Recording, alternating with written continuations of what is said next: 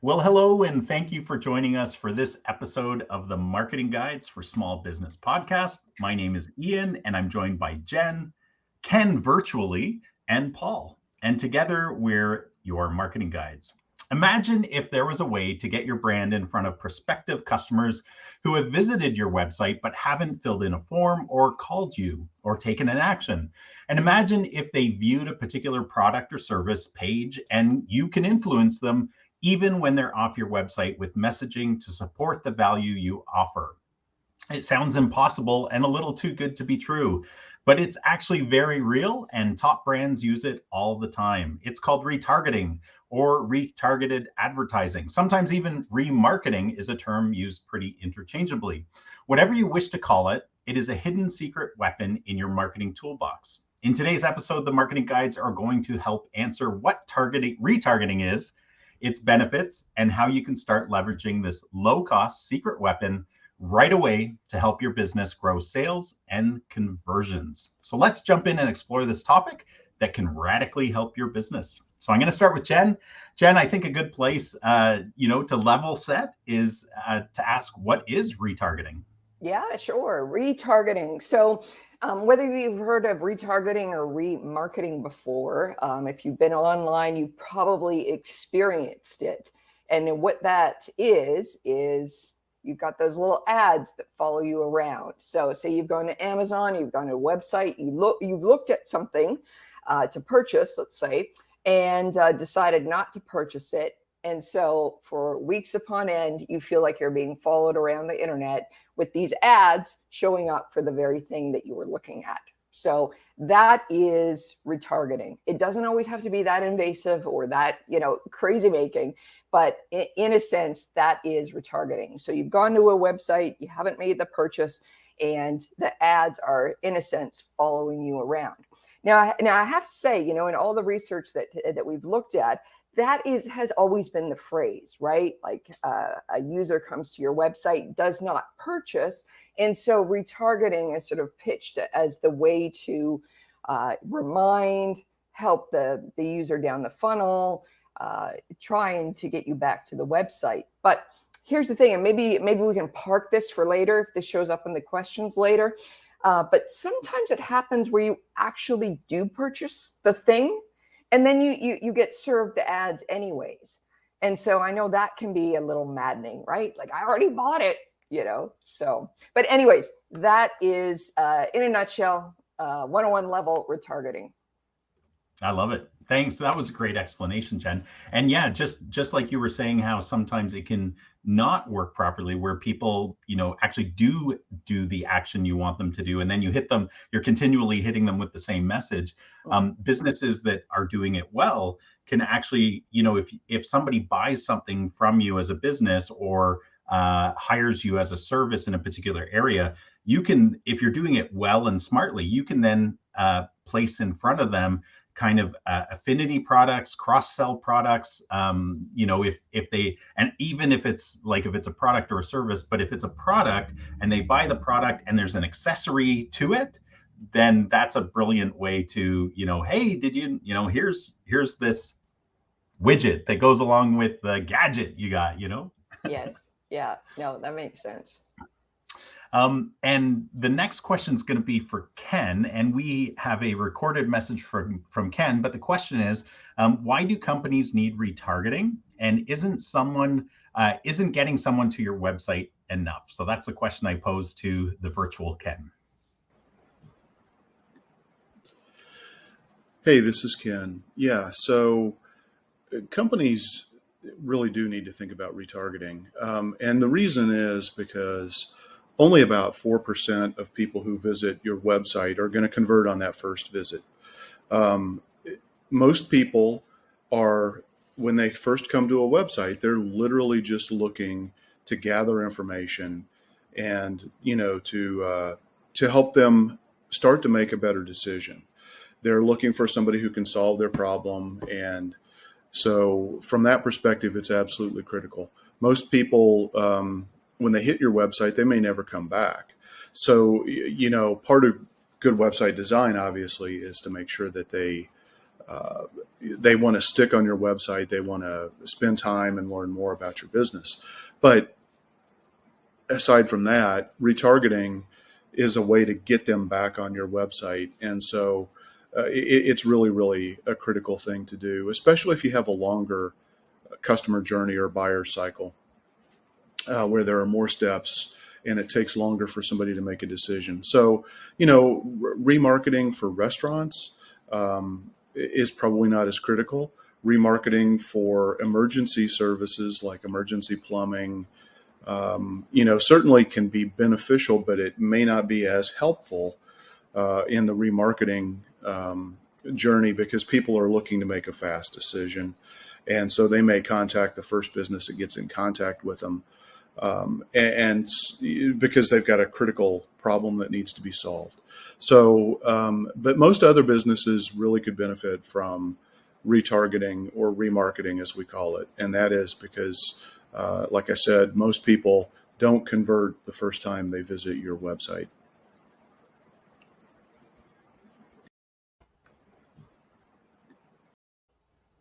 All right. That was a good explanation.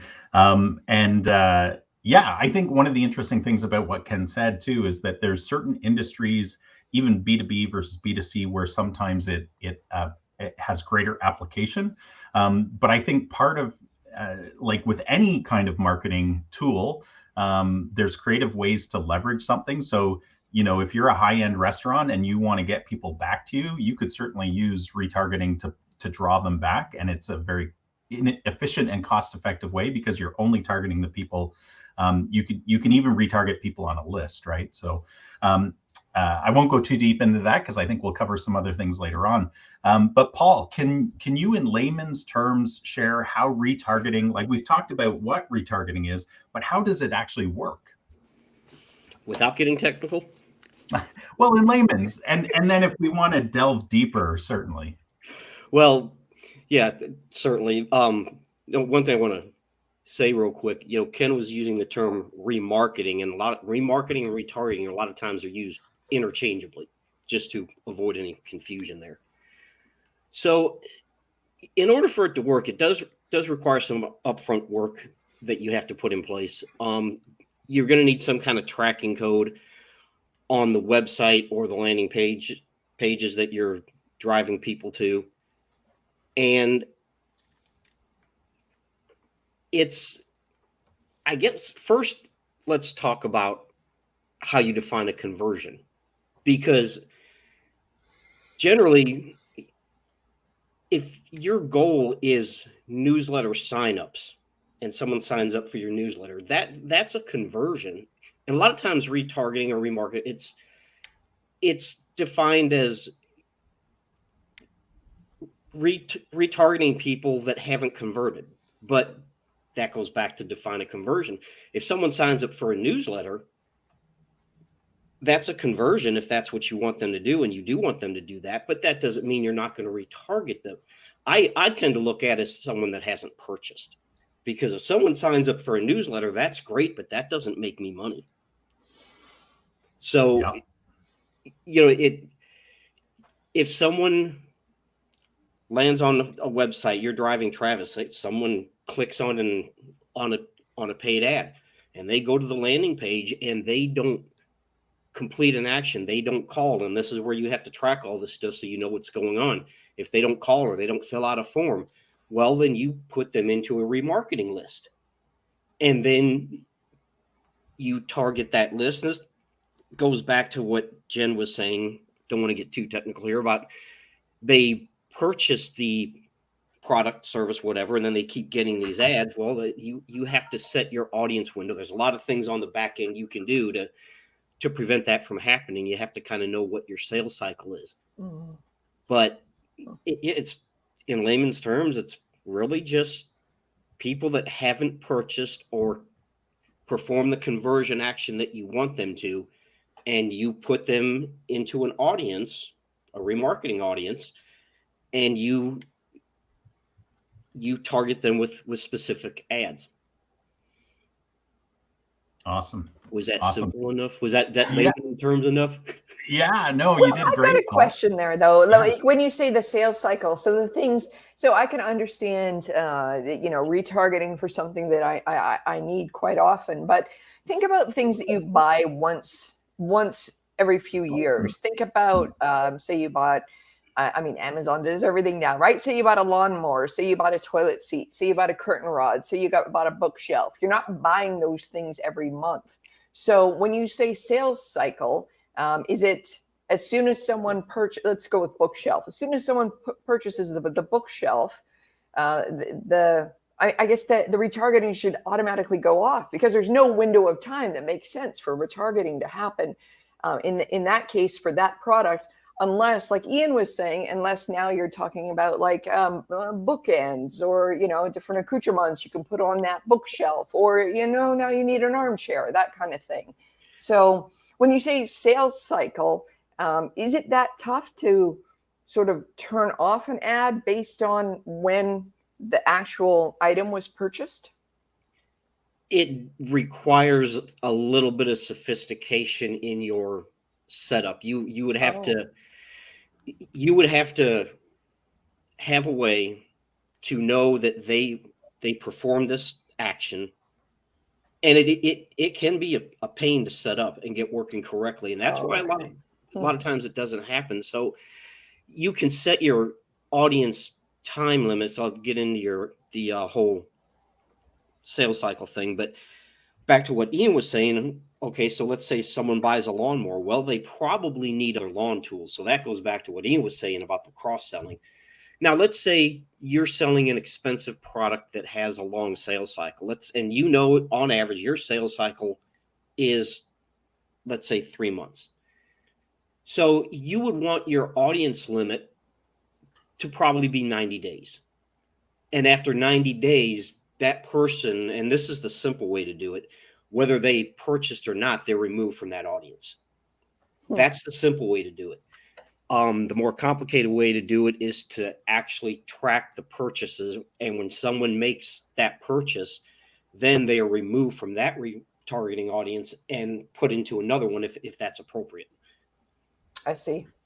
I see what you mean by a lot of the work on the back end. I mean, it's enough to set up an ad campaign, to be actually, you're kind of doing double the work on this, and you have to really know your customer and the purchase, the purchase cycle and the whole bit, really, in order to have this be very effective. Would that be a fair comment? Yes, I think it would.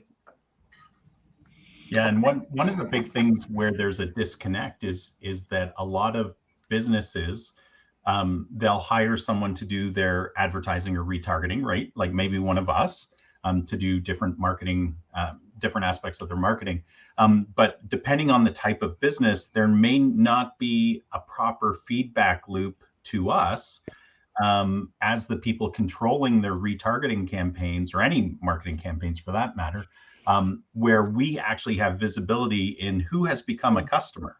Right? Like I see this a lot in the dentistry field, where if there's no kind of CRM connection, if there's no connection with their practice management software or anything like that, we have very little visibility into when somebody actually becomes a customer. Like we can see when they book an appointment, so that's helpful.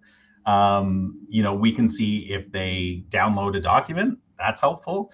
Those are different types of actions, but yeah, like actually becoming a customer for a service, I see that as a problematic area, because the loop isn't closed. So it's hard for the team managing the remarketing to be able to say, oh, this person is no longer shouldn't be getting these ads anymore.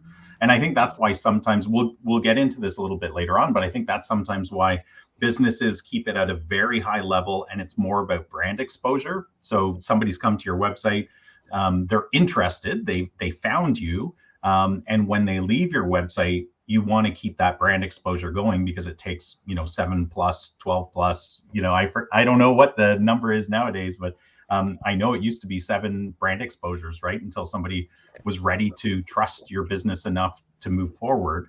And so yeah, it's a way of keeping your brand visible while they're off your website. But that's a good point about the integration, because a lot of times, the service area business may be using a piece of software for scheduling or estimating. And then that company realized that they're leaving some money on the table, and they basically try to throw a CRM on top of it, but it's limited. And the scheduling or estimating software doesn't integrate with anything. I've seen that. I won't name names, but the integration is very limited, and sometimes there is no way to close that loop, as Ian said.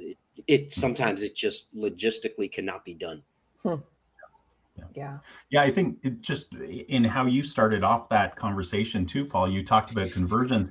I would even suggest that, as a company explores this idea of retargeting, you might even, unless you're just doing like easy kind of plug and play brand exposure retargeting, which is pretty easy to implement, right? If they visit any page on my website, I want my brand to pop up when they leave my website. That's very easy to implement. But I would even suggest that even before the conversion discussion, like stepping back and saying, what is our plan? What's our goal for this? Because again, that will help feed, which platform you're going to be retargeting on. And then of course that will lead into the conversion discussion. But without knowing what your actual goals are, you might be actually presenting your brand or the offer on the wrong platform. So you might get diminished results even that way. Next question for Jen. Do you need to be doing other types of advertising to make retargeting worthwhile? Technically, no.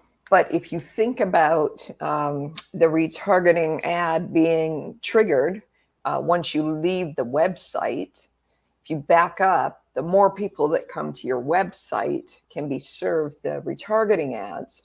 So how are you going to get more people to your website? So that's where the other forms of advertising could come in. So social media advertising, that kind of thing. So you always got to think about like if the trigger is leaving the site, then I want to get as many people to the site so more people can leave the site, so then more people can see the ads, so that the idea being more people will convert. So it's a numbers game for sure. But if you're just getting into it, I would get your head around the retargeting first. And then as you start to see that working, or you start to get more comfortable with it, then you can start to, really pour on the other advertising. If you're doing other advertising and starting the retargeting, don't stop what you're doing as in favor of the retargeting. Just know that it can go hand in hand, and as well, you don't have to be doing it in order to start retargeting. Clear as mud there for you. Yeah.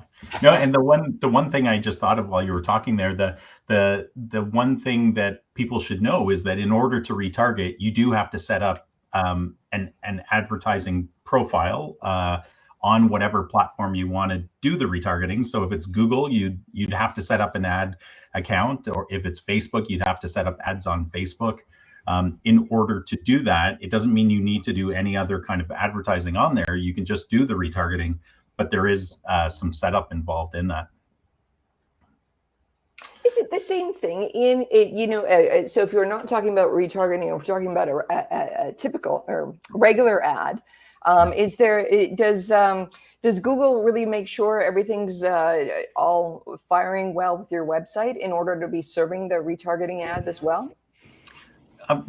I'll be interested in what Paul has to say about this too. But I mean, Google doesn't care to some level, because they're happy enough to be getting ad revenue regardless of what's happening after the ad revenue. That's just one comment. And I have an example. I took over, and the reason I took over the dental client, or the reason we won their advertising spend, in order, the management of their advertising spend, was because they asked us to do an audit. We did an audit, and we actually found that their ads were performing wonderfully well. The prior agency was giving wonderful reports on here's how many impressions and clicks and click-through rate, and this was before conversions were really a thing in Google Ads. Like, it wasn't really connected that way a while back. But when we started to dig deeper into what web pages the ads were being sent to, because that was part of our audit, we actually found that none of the web pages existed anymore. So they were spending thousands and thousands of dollars every single month, and we couldn't even know like how far back this went, but we knew it was for months. So they were spending, we think they lost at least $10,000 in ad spend that was going nowhere. And so so that's pretty important to and I guess my point in saying that is that Google did not flag that. Like, it didn't say, hey, advertiser, you're sending ads to a web page that doesn't exist. Now, Google ads are a lot smarter now, and there are some things where it'll say, we've stopped serving this ad because there's a problem, that kind of stuff. So it's a little bit more sophisticated now. But yeah, Google's there, especially with ads. They want you to be successful because you'll continue to spend more and more and more money. But their primary job is to grow your ad spend as a business. So they're not as careful with your ad spend as you would be as a business. Paul, I'm curious if you have any thoughts on that. Well, any advertising platform will offer you guidance designed to make them more money. I mean, it's absolutely true. That's just the way it is. And, back to your point, yeah, Google Ads actually is better about that. If you have a landing page that's not working, you will see a red banner, or within the ad itself, it'll say it's not serving the ads because the destination is not working. Yep. So they do that now, but you have to set up your conversions and your tracking properly. So they'll all offer you guidance on how to do that, but you can set up conversion tracking, and you can set up conversion tracking correctly based on what you want to achieve. So all these platforms will give you general guidance on, and it will work to a point, but it may not be as detailed or give you the detailed data that you're looking for if you don't understand how it works and how to really set it up. Yeah, again, Google Ads is far more sophisticated now than it was, but even last year, a great example of how their recommendations were guiding customers wrong is that Google has like a recommendations tab basically in Google Ads, and it would say it would score your account. So every month your score drops unless you either accept or dismiss their recommendations. So if your clients are going into their account, what's that? That's annoying. So absolutely. So and what was really annoying is some clients were very active in their accounts, like just, hey, what are these guys doing? How's it going? And so even between our reporting cycle, they would go into their account and they would look at stuff and they would see this recommendation thing, and it was down to like 79%. They'd be like, what's going on? And we're like, we actually don't agree with what Google's saying, and here's why. And because Google used to, again, it's changed a little bit because they've changed their ad campaign structures. But one of the things Google always used to say is change your keyword phrases from phrases to the term, Paul. Broad match. Thank you, broad match. They still do that. They do, except the campaigns are smarter now. So sometimes it makes sense to do that. But if you did that and you were a plumber and you were looking for leaky toilet as a keyword for people entering, and they just put in and it was a broad match, and they put in the word, new toilet or something they were looking for at Home Depot, that would actually present your ad. And so you'd be spending enormous amounts of money on ads that weren't doing anything, right? So you still needed to be really savvy, and you still do today. Yeah. And I don't want to get too far off topic here, but going to what you said about the broad match, you should never start a Google Ads campaign with broad match. The thing, everything in ads is AI driven, okay? And that means it has to learn. So after you have been running a campaign for a while and you've done some optimization, after a few months, 6 months, whatever, it might make sense to go to broad match because you've given the system time to learn. But now, because everything is so AI focused, they've taken a lot of control away from us, and they're using AI to make a lot of these decisions. Even though you may still be able to do some of these things, it's going to be problematic because they're still going to use their AI algorithm to do things. And anytime you make a change now because of the AI learning, you should really give the system 2 weeks to learn. And Google will tell you that. Now they've come out with these performance max campaigns, which I won't get into that, but it's a broad spectrum campaign. But now with that, they're telling you anytime you make a change, now you have to give the system 4 to 6 weeks to learn from that change. So basically, you're paying Google for their system to learn with the Performance Max campaign. Thanks. Yeah. But when those are working, they can work really well. But you're right. It takes time and it takes know-how for sure. Yeah. After 3 months of spending money with no results, the system will probably learn. And you'll start getting, and that's, that's Google doesn't phrase it like that, but that's basically what they're saying. Yeah. Yeah. Sorry, very important thing I have to do here. There we go. My child needed a password to do their studying for their exam. It's all good. It's all good. I should have waited until I asked you to start Ken's next video, Paul. But here's a question for Ken. Retargeting campaigns are often just brand exposure, which we alluded to earlier, where you're trying to get out in front of visitors again. But are there other even more powerful ways to leverage retargeting, Ken? So retargeting can really take a couple of different forms. A lot of people look at retargeting as just a way to continue to build brand awareness and help people recognize the business as they're moving through the buyer's journey. So as they're hitting, different websites, your ads might be popping up in front of them. The key is the ads can be different. And, a lot of people, they simply just think about brand when they're running remarketing or retargeting ads. Really, I think the better thing to do is to look at running different types of ads. So yes, certainly running ads that emphasize and highlight the brand and make it, just improve the brand visibility and awareness.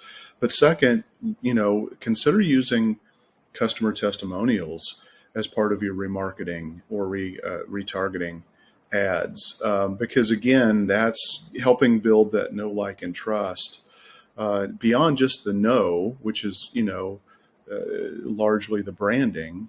You want to start to get to the trust, which can be customer reviews or testimonials. And then the third thing is to help nudge them or move them toward action, and that is to give them an offer. So give them a reason to go ahead and click through the ad and take advantage now, and try to accelerate the buyer's journey. They may or may not be ready based on where they're at, but you're missing a big opportunity, because a lot of people might be ready if you just gave them the right incentive to take that action. Now, you can also target people not only from visiting the homepage of your website, but also specific pages that they visited. So you can, if they happen to land on a particular service page, your ad should be contextually relevant to why they were on your website in the first place. And if you know that they were on a product or service page, your ad should be about that. The other thing is, if you do have similar services, you can take advantage of that and run remarketing ads, because people maybe were looking at a specific solution or to address a specific problem. If there's a relevant problem that makes sense, then you might want to make your remarketing ad relevant to that. And again, think about, just as we always talked about, you can actually use remarketing as a way to build a funnel and move people through the buyer's journey or the marketing hourglass more effectively. Yeah, and I'm glad you brought up the buyer's journey and the marketing hourglass. I think it's worthwhile for us to just talk a little bit about that, because that's where retargeting can be super, super powerful. Again, it takes planning and understanding of, what actions will designate somebody as being in a particular part of the hourglass. So just as a reminder to our listeners, the marketing hourglass is really how a framework to understand the buyer's journey, and it's they have to know you first, like you, trust you, to try you, to buy from you, to repeat and refer. And so there are things that you could put into place, different actions on your website or even in a social network, where you can then say, okay, if somebody does this, I want to hit them with, a new message. And you can present that across multiple channels wherever they happen to be. So I think that can be very, very powerful, especially, we talked about the difference between a short sales cycle and a long sales cycle. But, as an example, Jen, I think you've worked with some tech companies, but, oftentimes the immediate need or what draws people in is the tech, the tool, the software that they want to buy. And so they investigate and they do some research, and then they probably want to book a demo, and then they want to, can I try it for a little bit? And then they buy it. But then they're also, you could hit them with, we offer training and we offer support, and there's all sorts of, we can even do an implementation for you in order to get you up and started faster or something like that.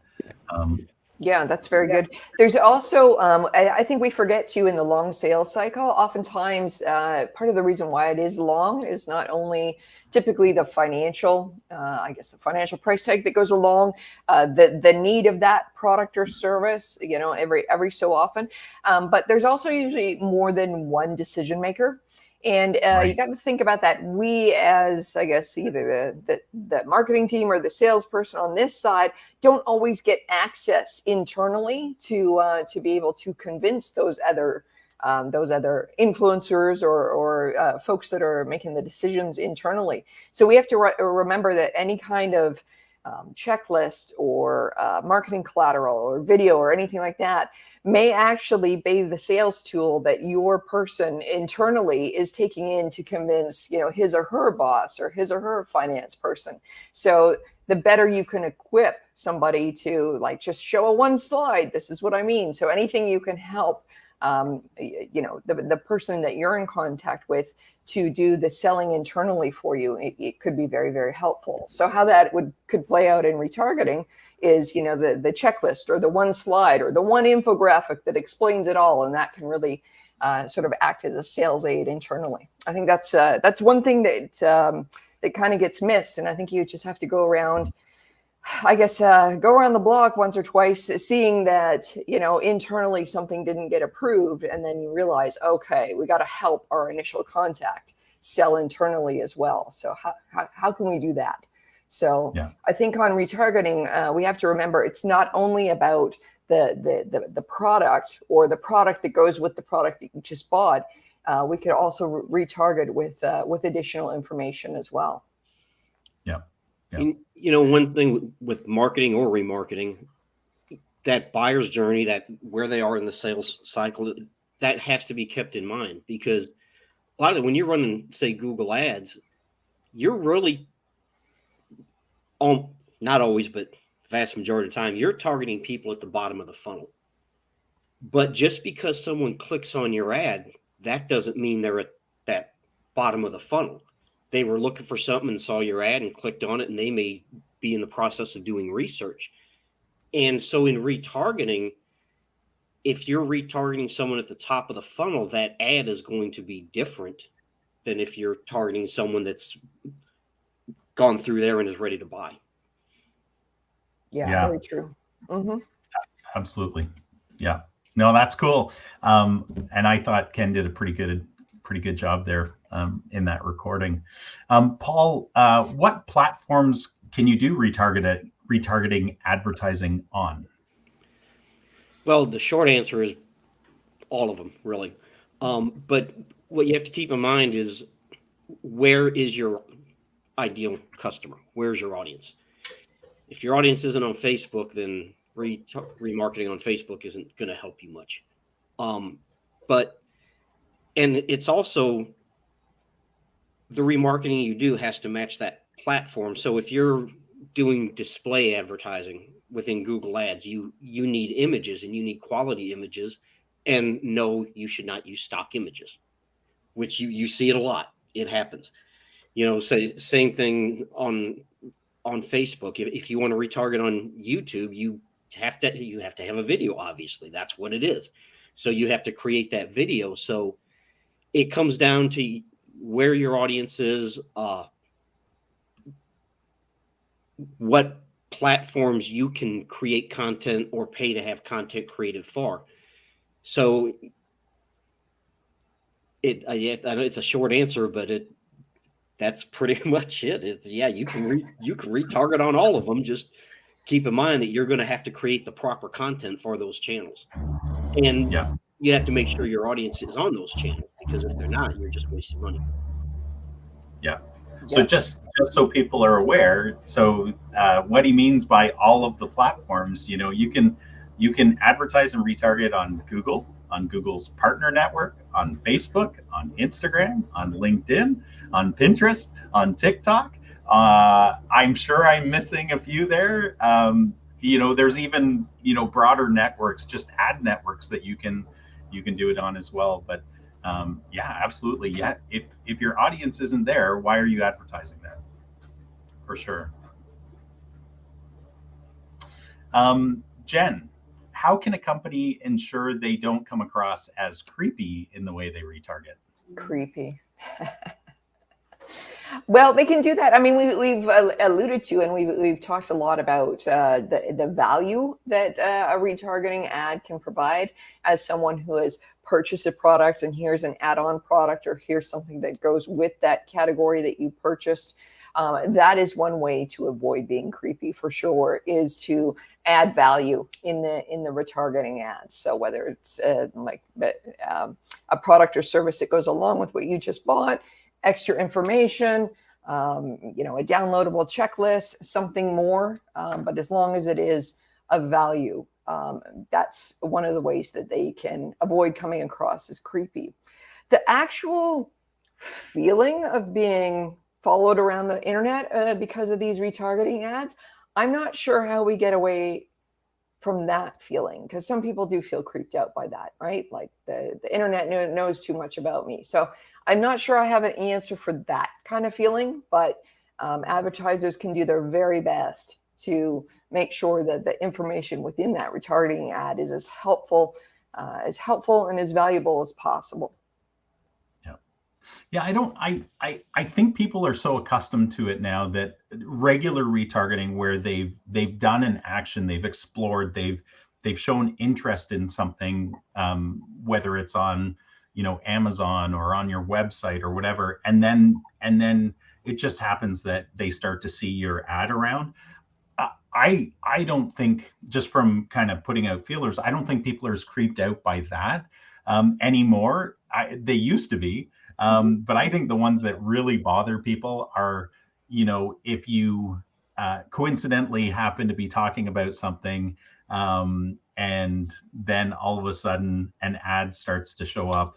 And there's a lot of anecdotal potential evidence related to this, but all of the advertising platforms say they don't do that. But certainly I've heard about it on Facebook, and I think those are the ones that really, that type of thing, if it's really happening and not coincidence, then that's super creepy, right? Because you haven't shown an action, you haven't expressed an interest. Yeah, you were just talking about lawnmowers, and now when I check my feed, it's all, yeah, I would agree on that one. I'm going with it's actually happening.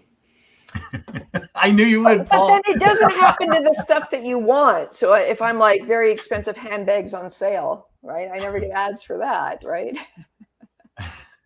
Or a discount offer. Come on. Right. You Yeah. know. Come on. No, no. But it doesn't surprise me when, if I buy a product and all of a sudden it's like, there's an ad about the value of warranties or whatever, like that kind of stuff, or aftermarket, you buy a BMW and all of a sudden there's aftermarket BMW stuff popping up. That's not totally surprising to me because we live in such an integrated world today.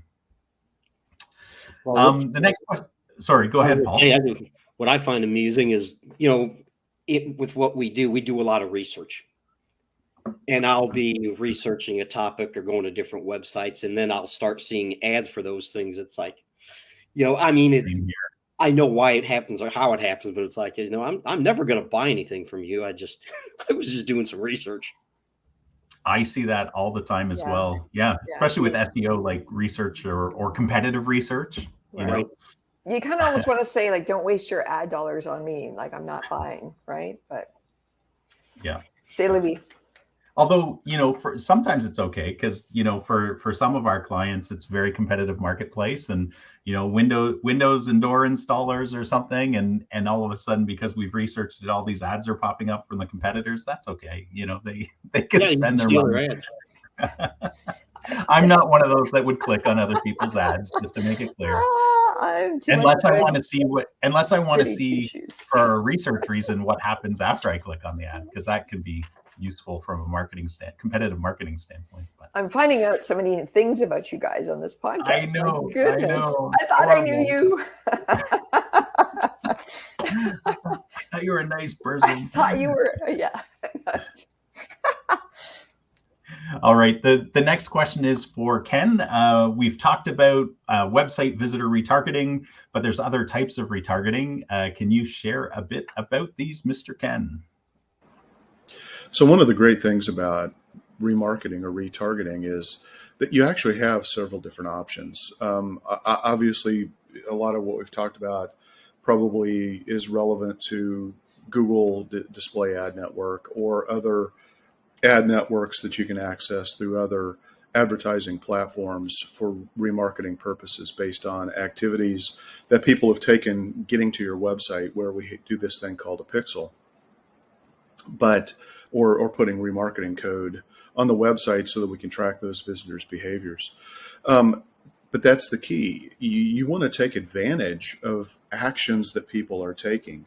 And so one of the things that you want to do is you want to look at how can you leverage social media, Facebook, LinkedIn, YouTube, for example.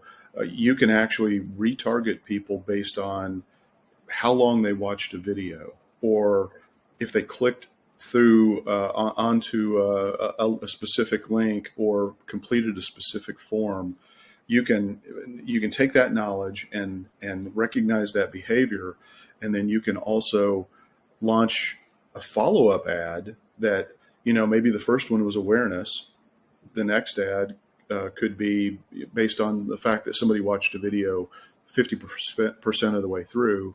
Now you can run an ad that maybe gets them further down the path to take that offer, to sign up for a free consultation, whatever that try or buy offer might be. That they're already a little bit more warm than the people who first saw your remarketing ad if they take that action. And so you definitely want to take advantage of those. Again, it could be, video is a great way to do it. If people watch video part of the way through based on how far they're doing it. And you can even string these together where, you could have a 3-video series. If people watch the first one, half the way through or all the way through, then you run an ad to get them to the second video, and then you do the same thing to get them to the third video based on their behaviors. And that's another great way to use remarketing and these advertising platforms. Good points. The one thing that we didn't really talk about from a technical side, like we've talked about the pixel a lot, because that's kind of the technology behind the connection between your website and the platform.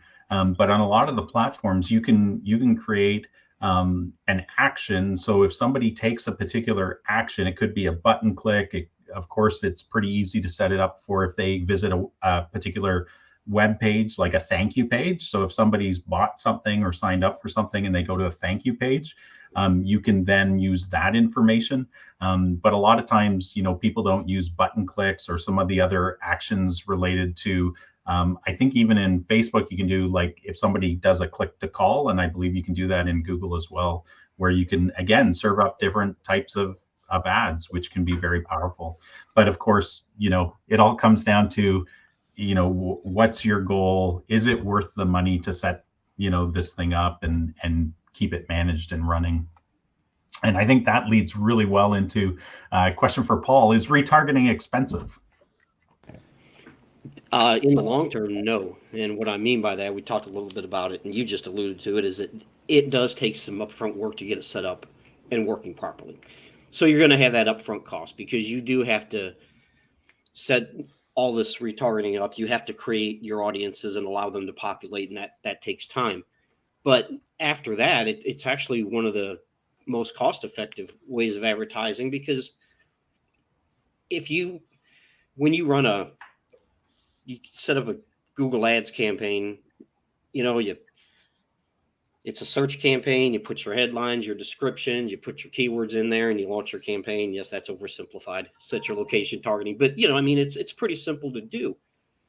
Optimization is a different subject, but it's pretty simple to get it set up and running. But you're targeting anyone that does a search for the keywords that you're using, whether, and maybe they're interested in buying or not. But with retargeting, you're targeting people that have actually taken an action. And even if it's just clicking on an ad and going to a landing page, and maybe they clicked on something else, or, they have expressed interest. So you're only showing ads to people that have expressed interest, as opposed to a broad audience that may or may not be interested. Yeah, and depending on how many customers or visitors you have to your website, you could be spending an ad spend on retargeting of $20 to $70. For a lot of local businesses, that's plenty to continuously reach that audience over and over and over again. But if you're, a much larger business, like an e-commerce business, it's obviously going to grow your budget will have to fit the size of your target audience or the audience that's come to your website. Yeah, that's definitely something that you have to keep. Even though retargeting is less expensive, it still depends on how big is your audience that you're retargeting. Yeah. And one of the things that came to mind as you were talking, Paul, was there's one of the things I found with any ad campaign, but it's certainly true with retargeting as well, is that the law of diminishing returns is very, very true in any ad campaign and any ad platform. That you could have enormous success in your first 3 weeks to a month, and then you'll see constant is that going the right way? Yep, dropping over time, unless you're constantly changing, optimizing, flexing it to be different. And with retargeting specifically, you don't really have to do a lot of adjustment on the back end of the campaign, because really you're hitting the audience, and as long as it's performing well, the audience that's coming to your website. But where I have found the diminishing returns happening in retargeting is the visuals, because it's a display ad type.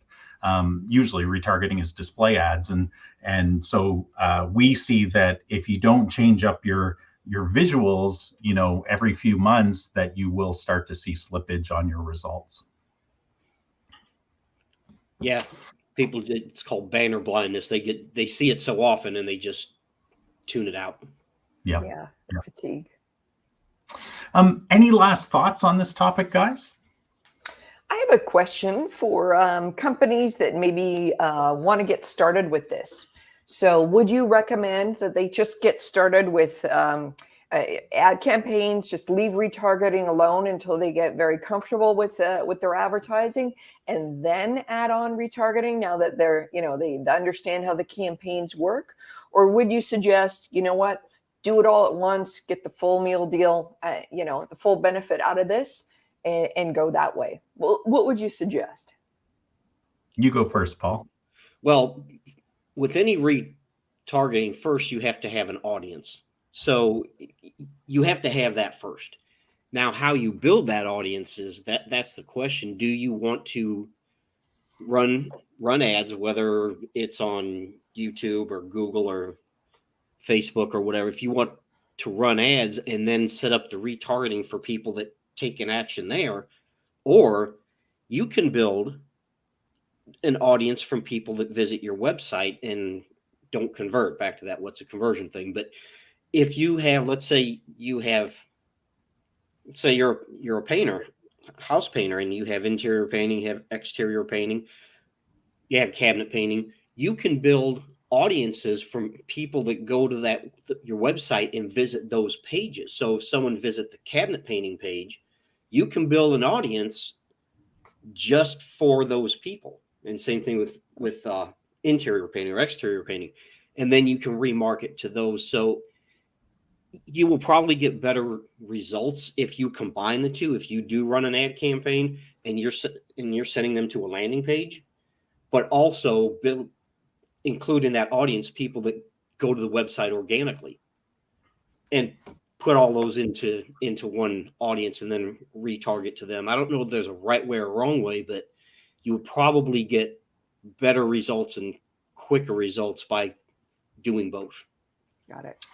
Yeah, my answer is very similar to Paul's. If the first step is always to understand what's happening today. So if a company is getting 10 visitors to their website a day, you might want to look at growing your number of visitors. And of course, SEO, paid ads are really the quickest ways.